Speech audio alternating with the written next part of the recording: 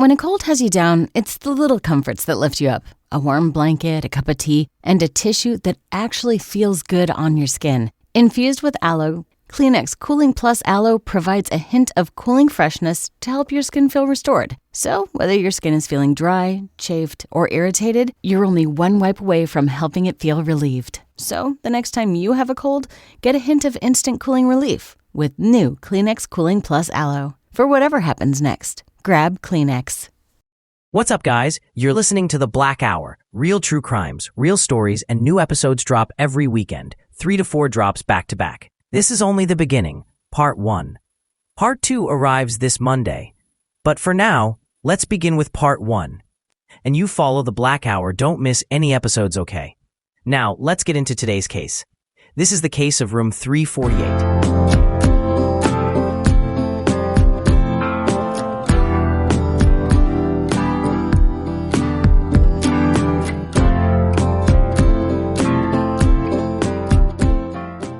Greg Flanagan was the kind of man who lived life by a quiet routine. He wasn't flashy, loud, or dramatic. He traveled often, so often that hotel rooms began to feel more familiar than home. And because of that, he had a certain system, a rhythm, a way of turning a sterile room into something almost comfortable. Whenever Greg checked into a hotel, the routine at the end of a long day, Greg would come back, kick off his worn brown leather boots, always the same pair, line them up by his suitcase like soldiers in formation. Then, he'd slip out of his jeans, trade them for cotton pajama bottoms, and settle in for the night. He rarely went out in the evenings. Instead, he preferred the calm silence of his room. He'd crank the air conditioner way down. He liked the chill while he slept.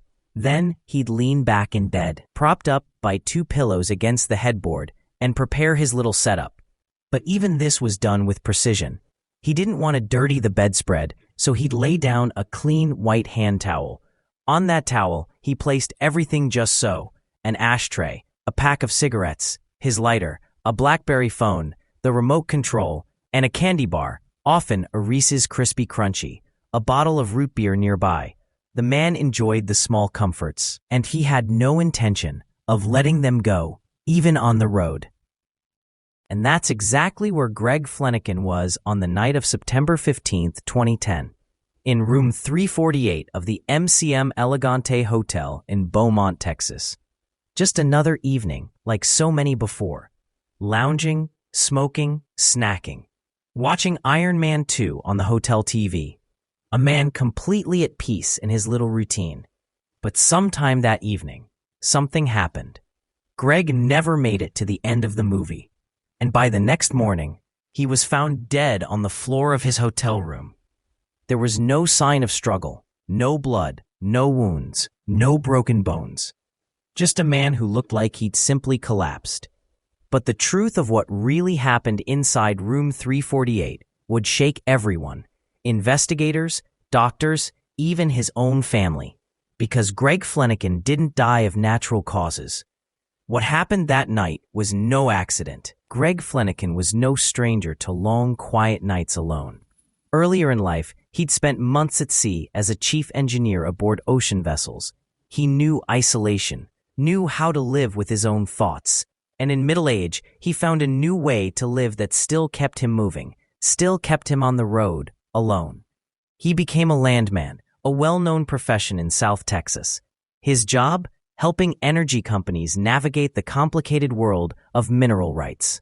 He'd meet with property owners, research deeds, secure access to land for gas and oil drilling. It was a blend of paperwork, negotiation, and legal nuance.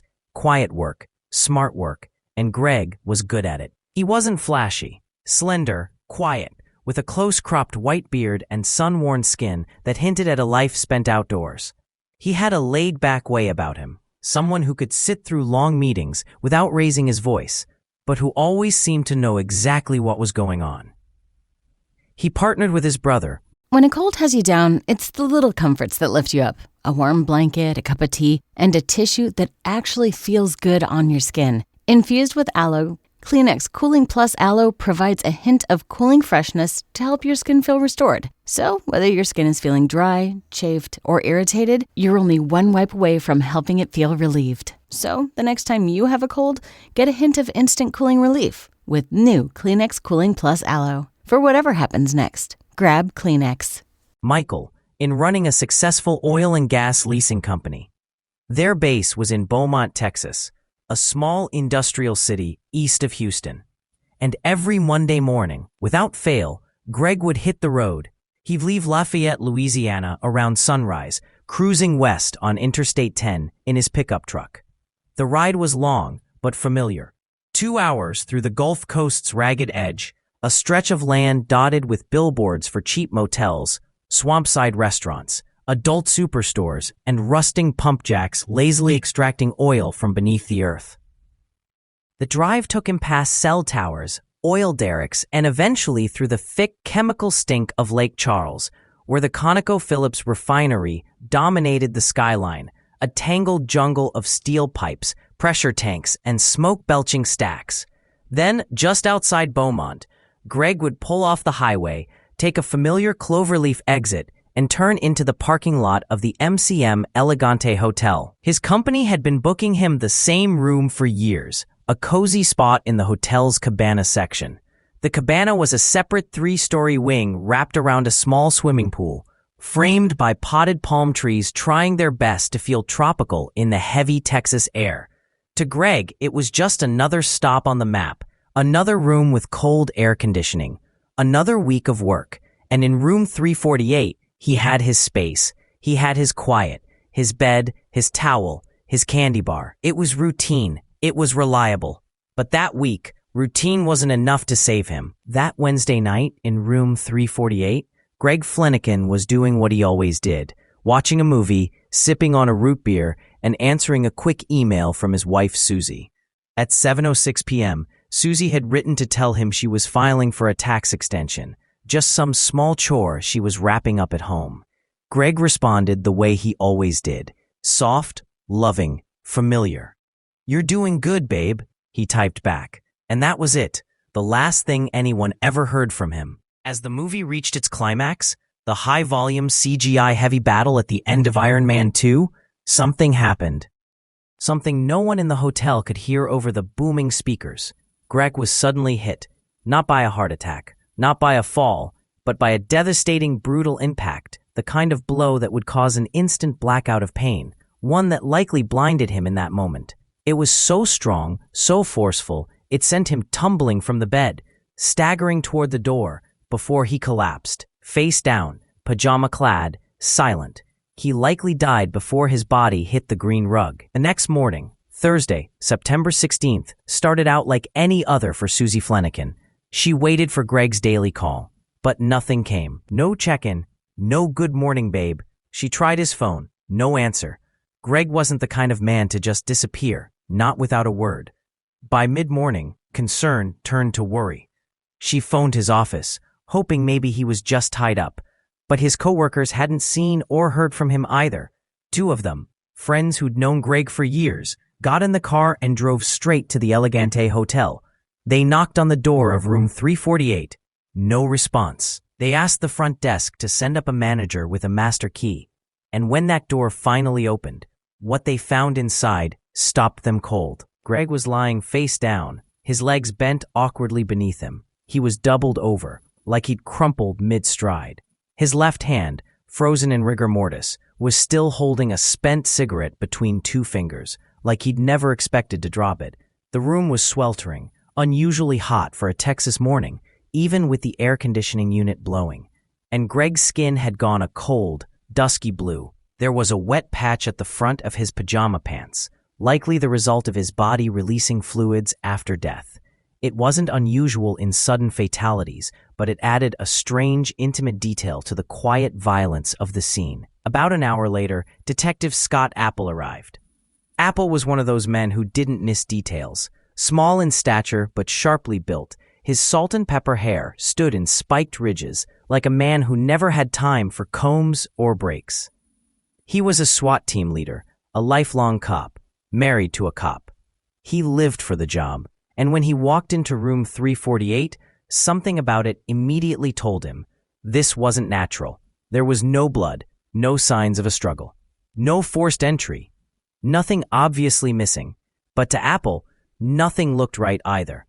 Greg Flanagan was dead, and no one could yet say why. Detective Scott Apple was no stranger to sudden deaths, and in room 348, nothing initially screamed murder. No blood, no forced entry, no struggle, no broken furniture, no weapon in sight. Greg's jeans, neatly folded on the chair, still held his wallet in the back pocket, completely untouched. Inside was a thick stack of $100 bills. This wasn't a robbery gone wrong. Neighbors in nearby rooms heard nothing. No arguments, no loud noises, no bang, no chaos. If there was violence, it left no trace. Apple did a quick sweep of the room, looking for pills, maybe signs of a heart condition, some medications for high blood pressure, diabetes, anything to explain the sudden collapse. There were none. Nothing but the normal bits and pieces of a man's life on the road. Shaving cream, cigarettes, a candy bar, a phone charger, a suitcase. It was clean, undisturbed. As far as Apple could tell, Greg Flanagan had simply died, quietly, alone. And honestly, that didn't seem far-fetched. Greg had always been the independent type. He avoided doctors like the plague. He hated authority, hated being told what to do. He didn't work out, didn't eat vegan salads, didn't meditate or track his steps or sip green smoothies like the rest of the health-obsessed world. Greg smoked, a lot, and he'd been doing it every day of his adult life. He didn't drink to blackout or gorge on food, but he enjoyed both freely. His wife, Susie, and his brother, Michael, told the detective plainly, Greg wasn't the kind of guy who went to checkups. He didn't care, and so it made sense, at least on the surface, that maybe, just maybe, his body had finally caught up to him. Susie was heartbroken, but even in her grief, she found a strange peace in the idea that Greg had gone exactly the way he always said he wanted to. He'd often hear stories about someone dropping dead suddenly and say, "Lucky bastard, that's how I want to go." And now he had. Back at the hotel, police treated it as a routine death. A photographer came in, took a few pictures. The body was picked up and quietly transferred to the Jefferson County Medical Examiner. No sirens, no headlines, no suspicions. Just a middle-aged man found dead in a Texas hotel room. If there was a mystery, it was a medical one, and likely a boring one. That was until Dr. Tommy Brown stepped in. Dr. Brown had been doing autopsies for decades. He had a reputation in Jefferson County as a man who was fast, efficient, and 100% thorough. He was slim, with a bald top and wild tufts of white hair on the sides, like a scientist out of a crime novel. He moved fast, talked faster, and had no patience for drama. To him, this was just another day, another body. It usually took him 45 minutes to get through a postmortem. Examine the body, cut, weigh and measure each organ, record everything. He'd seen it all before. Drug overdoses, heart attacks, aneurysms, trauma, disease. And in the end, his word was gospel in the courts of East Texas. But when he opened up Greg Flanagan's body, what he found made no sense at all. To the outside world, Greg Flanagan's death had seemed simple. Just another quiet heart attack. Just another man in a hotel room. Gone. But for Dr. Tommy Brown, the medical examiner, nothing about Greg's body added up. Greg appeared healthy enough on the surface. A 55-year-old Caucasian male. Average build. Just one small abrasion on his left cheek, probably where he collapsed face first onto the rug. Harmless, right? But there was something unusual. Down in the groin area, Dr. Brown noticed a half-inch laceration, a clean cut across the scrotum, and the tissue was swollen, bruised, discolored. Around the wound, there was fluid buildup, edema.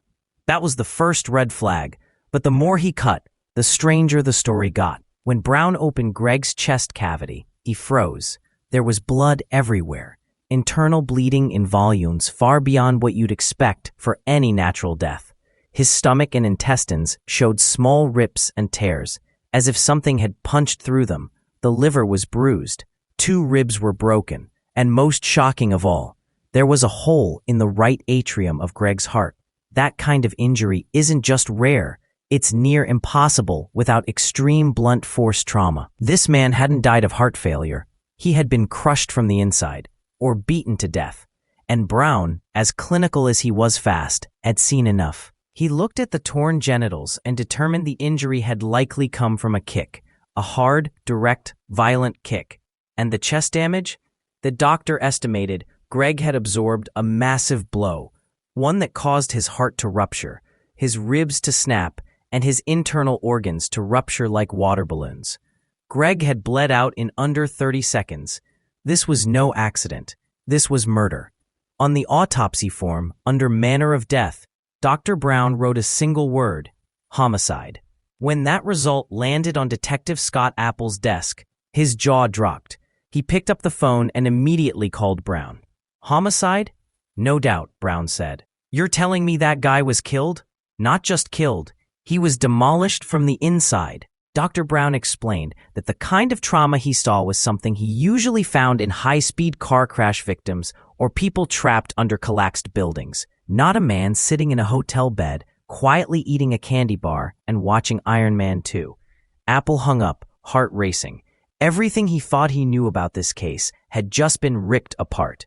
Now, the whole investigation had changed, completely. In a city like Beaumont, murder wasn't exactly uncommon, but mystery? That was rare. Greg's case became one of just 10 homicides that year in the city. Most murders in Beaumont weren't puzzles. They were open and shut. A jealous boyfriend, a bad drug deal, a neighbor with a shotgun. Those cases practically solved themselves. But this was a black hole of confusion. There was no sign of a struggle in room 348. No break-in, no eyewitnesses, no sounds, no weapon, no enemies, no motive. But now, they knew it wasn't natural. It wasn't accidental. It wasn't suicide. Greg Flanagan had been murdered. And now, 6 months later, despite every effort, every lead, and every hunch, Detective Apple was still completely stuck. He'd interviewed coworkers, searched surveillance, pulled phone records, dug into Greg's background, but nothing gave him a break. He was running out of options, so he did the only thing he could think of. He brought in a private investigator. And not just any PI, he brought in Ken Brennan. And what happened next changed everything. Detective Scott Apple had seen a lot in his career, but nothing had left him this confused. Because here's what made no sense. The physical evidence didn't match the trauma inside Greg Flanagan's body. Sure, he had internal injuries that were catastrophic. Torn intestines, a ruptured heart, broken ribs, the kind of damage you'd expect from a car crash or a fall from a building or a vicious beating. But Greg's outer body, practically untouched. No bruises, no cuts, no blood. Nothing disturbed in the room. Unless someone had dragged his body into the room and carefully laid it on the floor, nothing added up. 'Cause if Greg had really been beaten to death inside room 348, it would have looked like a tornado came through. Furniture topped, lamps shattered, something, anything. Instead, it was all perfectly intact. Bed neatly made, cigarette still perched between his fingers, candy bar on the table. Even the white hand towel he always placed on the bed to keep things clean, still folded. And then there was the noise, or lack of it. How does a man get killed violently, his body internally shattered, without a single neighbor hearing anything? There were guests on both sides of the room. Neither heard a bang, a shout, a scream, nothing. And what about motive? That's where Apple really hit a wall. Who would want to kill Greg Flanagan? The man had no enemies. He wasn't involved in anything shady. No gambling, no affairs, no deals gone wrong. Everyone who knew him, everyone, liked him. He wasn't flashy, didn't chase attention, didn't drink at the hotel bar, never brought women back to the room, didn't mix with strangers.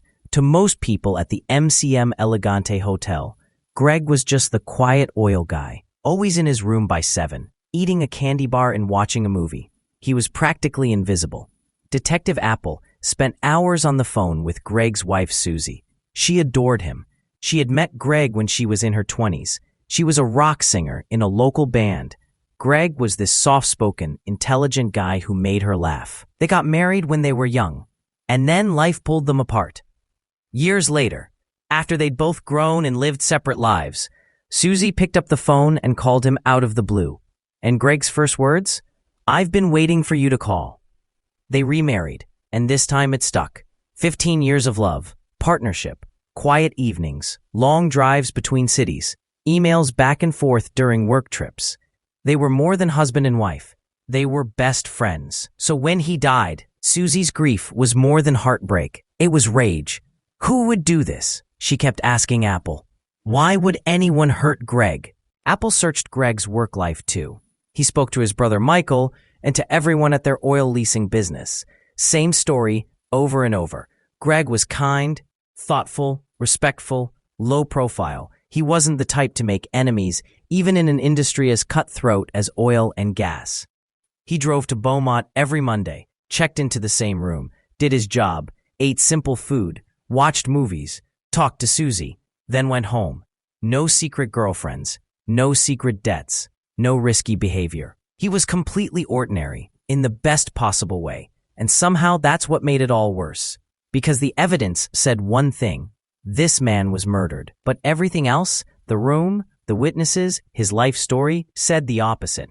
There was no murder. It was a case that felt impossible. No suspects, no motive, no weapon, no noise, no chaos. And yet, a man lay dead with injuries so brutal they could stop your heart in under 30 seconds. Detective Apple had chased every lead, followed every theory, interviewed everyone who knew Greg Flanagan, and now, after 6 months, he had nothing. So, just when the case seemed completely unsolvable, he made one last move. He picked up the phone and called a man who had cracked cases no one else could. Private investigator Ken Brennan. By the time winter rolled around in 2010, Detective Scott Apple had hit a wall. Everything about Greg Flanagan's death screamed wrong, but no matter where Apple turned, no one could answer the most basic question: who would kill a man like Greg Flanagan? Because here's the thing, Greg wasn't the type. He wasn't a drinker. He wasn't a fighter. He didn't gamble. He didn't cheat. He wasn't involved in anything even remotely shady. He was, by every account, a decent, intelligent, and quiet man. Respected, professional, a guy people genuinely liked. Not the kind of man anyone would want to harm, let alone kill in such a violent and bizarre way. But Apple wasn't giving up. He started combing through every detail of Greg's final night, searching for anything at all, that might help explain the unexplainable. And that's when he found something.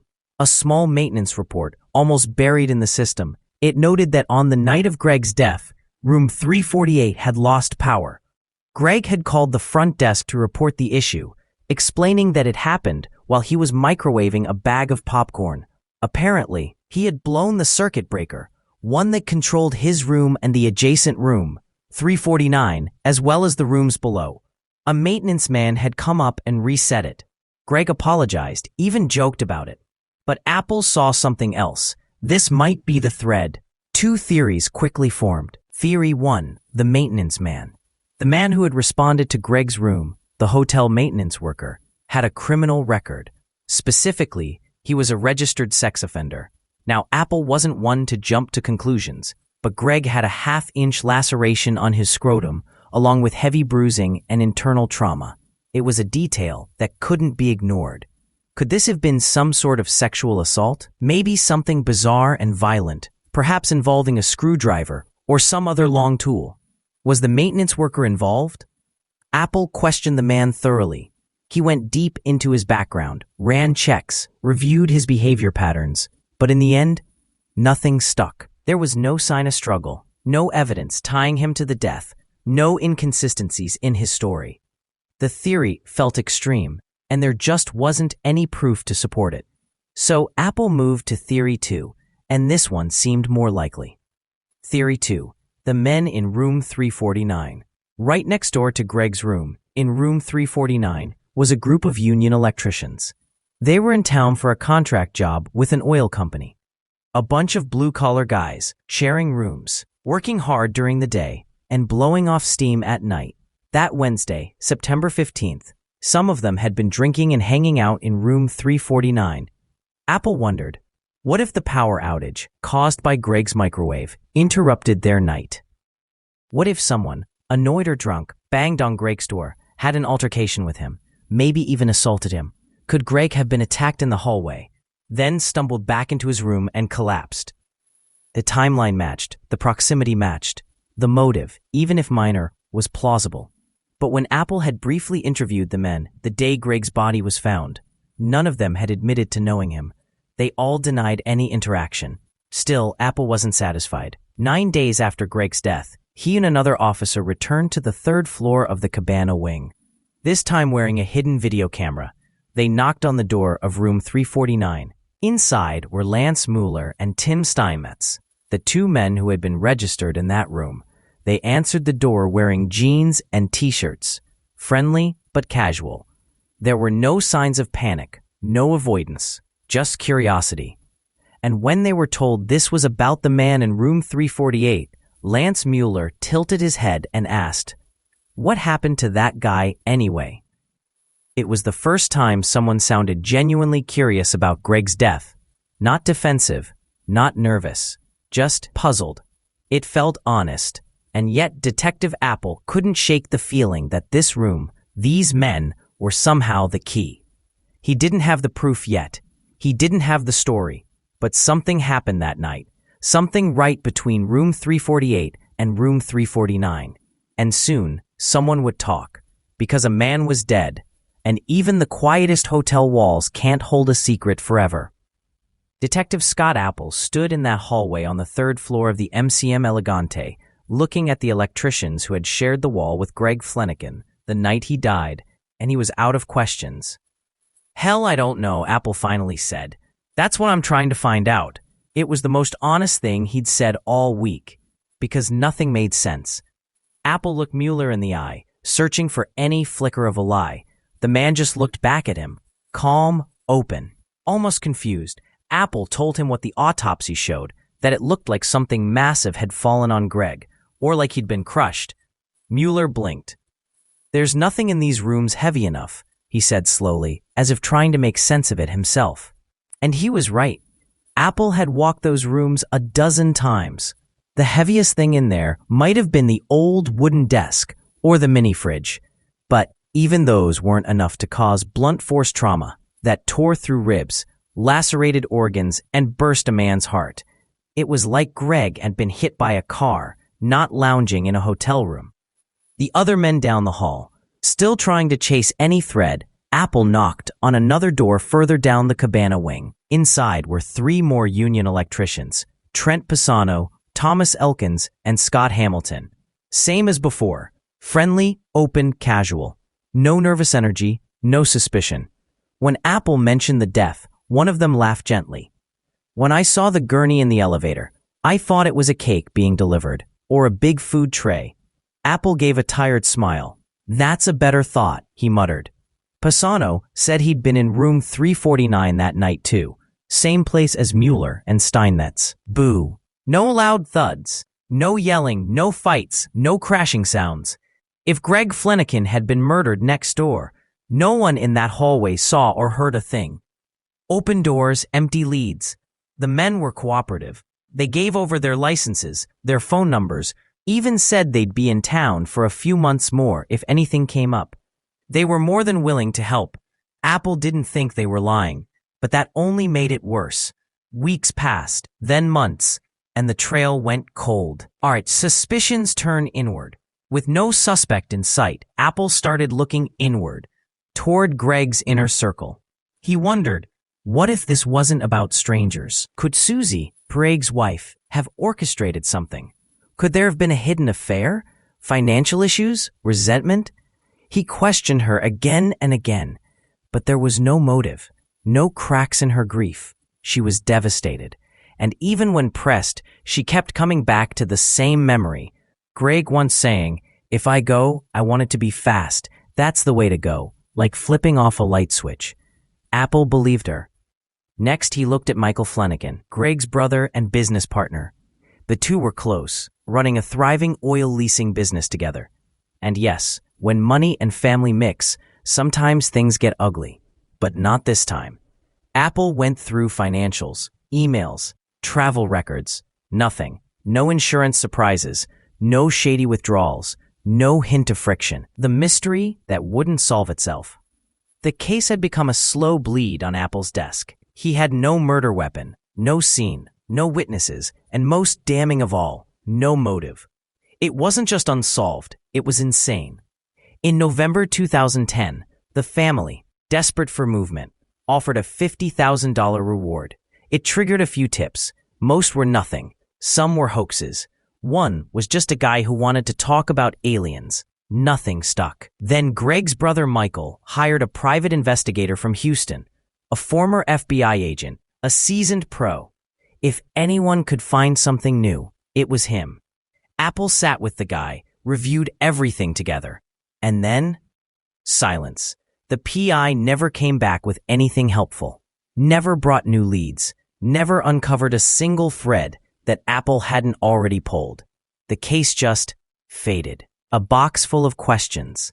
By the end of the year, Greg Flanagan's death was heading for the cold files. Just another brown cardboard box collecting dust on the second floor of the Jefferson County Courthouse. Inside, a dozen witness statements, one medical report with the word homicide in bold, and pages of questions no one could answer. Who killed Greg Flanagan? Why did they do it? And how did they do it in a hotel room without making a sound? Detective Scott Apple couldn't let go because he knew one thing for certain. Somewhere in that hotel, someone knew something. And sooner or later, they were going to slip. It had been months since Greg Flanagan died in room 348. And still, no one had any answers. Detective Scott Apple was out of leads. The family was out of patience. And Susie Flanagan, the woman who had married Greg not once, but twice, was out of time to sit back and hope something would magically appear. So, she picked up the phone. The man on the other end, Ken Brennan speaking. The voice was sharp, raspy, and New York tough.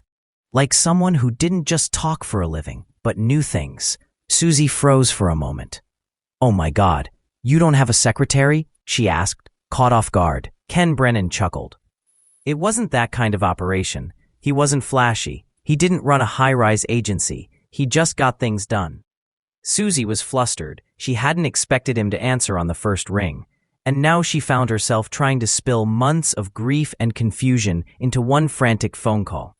She told him about Greg's death, the autopsy, the word homicide written coldly on the official form, and how the local investigation had gone nowhere. Brennan didn't interrupt, didn't ask stupid questions. He just listened.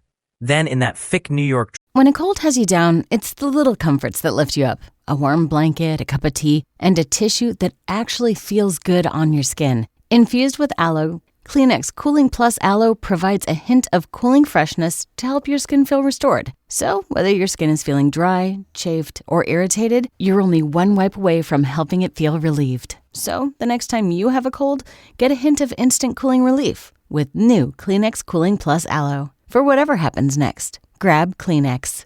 Thrall, he said something that stopped her in her tracks. You need to fucking take care of yourself. It wasn't said with attitude. It wasn't harsh. It was oddly tender, and that was the moment Susie trusted him. Who is Ken Brennan? If you've never heard of Ken Brennan, here's what you need to know. He's a former Long Island cop, a former DEA special agent, and now he works as a private investigator in Florida, one of the best. When Susie called him, he was literally on the golf course, tanned, fit, stylish in a South Florida kind of way. Short-sleeve shirt, big arms, gold jewelry, Irish rings on his fingers, hair combed back in a confident little pompadour. He looked like he belonged on a beach in Boca Raton. But make no mistake, this guy was all business. Months before, Susie's friend, an attorney named Kaya Sherman, had first brought up Brennan. She was tired of watching Susie suffer and felt like the police weren't moving fast enough. So she floated an idea. Let's sue the hotel. Why? Because sometimes when police don't push hard enough, a civil lawsuit can force movement. Subpoenas, testimony, surveillance footage, anything that shines more light. Kia had read about Brennan in an article from Vanity Fair called The Case of the Vanishing Blonde. In it, Brennan had cracked a cold case that had stumped Miami detectives for years. Now, faced with another stalled mystery, Kia told Susie, "If you really want to do something, you have to find this guy. Call him." So she did. And now, with nothing but a few autopsy reports, police notes, and a sense that something wasn't right, Brennan agreed to take a look. The investigation begins. Susie said she wasn't feeling well, but promised to send him what she had. He told her again, in that no-nonsense voice, "You need to take care of yourself." And then, like it was nothing, Brennan said, "I'll look into it." That was it. No pitch, no promises, just a calm certainty, like he already knew something everyone else had missed. Susie hung up. For the first time in months, she felt hope. Not because the mystery was solved, not because she had answers, but because Ken Brennan was on the case. And when Ken Brennan takes a case, things start moving. Ken Brennan isn't just another PI. In fact, he's one of the few private investigators you can Google and actually find something impressive. He's been featured in national magazines. People seek him out from all over the country. Desperate families, grieving parents, the left-behind spouses of cold cases and disappearances, begging him to look at their file. But Brennan isn't in the business of chasing every ghost story. He's selective. He'll only take on a case if two things are true. 1, the mystery intrigues him. 2, he genuinely believes he might be able to help. He says it clearly. "I ain't in the business of giving people false hopes." And Greg Flanagan's case? It checked both boxes. Why this case? This wasn't just a whodunit. It was, how the hell did it happen? A healthy man dies without a mark on him, except for internal injuries that made no sense. The hotel room showed no sign of struggle. The autopsy screamed homicide, but the crime scene whispered natural causes. And then there were the leads. The hotel maintenance guy with a shady past, the electricians next door, the people who'd seen nothing and heard less. To local detective Scott Apple, all those angles had already been run dry. To Brennan, they were fresh, untouched, promising. That was his advantage, a fresh pair of eyes. Interview with the widow. In April, Ken Brennan flew to Lafayette, Louisiana to meet the widow. His first stop? Susie Flanagan. And while most people would have handled her gently, seeing a grieving wife and backing off, Brennan went in hard. He had to, because if he was going to get involved, he needed the full picture. Not the one she wanted him to see, but the real one. He asked about Greg's habits, their relationship, whether Greg had ever cheated, who stood to gain from insurance. Was there any motive at all? Susie passed every question, but then he hit her with one more. Was there anything about the crime scene that didn't seem right to you? Something off? Susie paused. Then she said something that stuck in Brennan's mind. Yeah, the room was hot. Really hot. Greg liked his room cold. Freezing, actually. He'd always crank up the AC at night. It was just his thing. But when Greg's coworkers entered the room the morning after his death, it was stuffy and warm. Weird. Why would Greg leave the room hot? Had someone turned off the AC?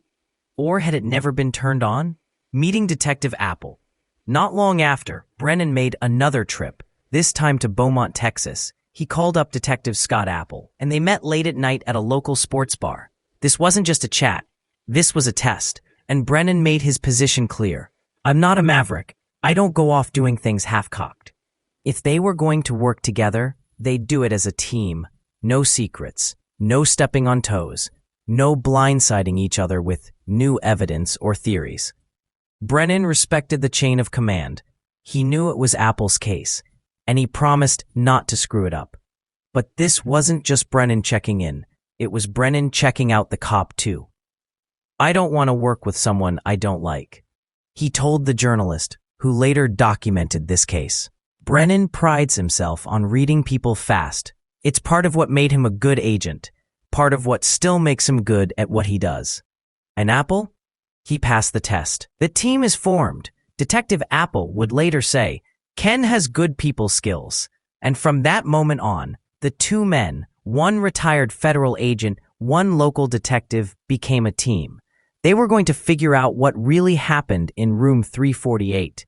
And they weren't just going to hope for a break in the case. They were going to make one. If you felt something today, don't keep it to yourself. Follow The Black Hour, rate it, and share it with just one person. Search the name, The Black Hour. I'll see you next episode with more stories they don't want told. And hey, if you've lived through something strange, something horrifying, send your story to the email in the description. theblackhourpodcast01@gmail.com. Who knows? The next episode might be yours, and keep it The Black Hour. Thanks for listening. Bye, guys.